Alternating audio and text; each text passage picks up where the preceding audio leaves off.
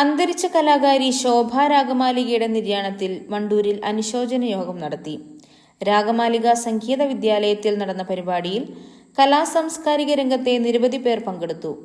ഗായികയും വണ്ടൂരിലെ രാഗമാലിക സംഗീത വിദ്യാലയത്തിന്റെ സാരഥിയുമായിരുന്ന ശോഭ അർബുദത്തെ തുടർന്ന് ചികിത്സയിലിരിക്കെയാണ് മരണപ്പെട്ടത്.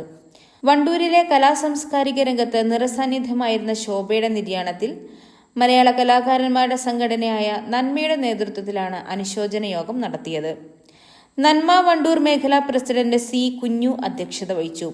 സെക്രട്ടറി രവിസുധൻ ഏമങ്ങാട്, തനിമ Wandoor chapter president C T Ismail, Yasir മഠത്തിൽ, സി വി ഉദയഭാനു കലാമണ്ഡലം, അബ്ദുൽ അഹല, ഫൈസൽ പിണങ്ങോട്, സുഭദ്ര ചെറുകോട്, അനിൽ രാമൻ തുടങ്ങിയവർ അനുശോചന പ്രസംഗം നടത്തി.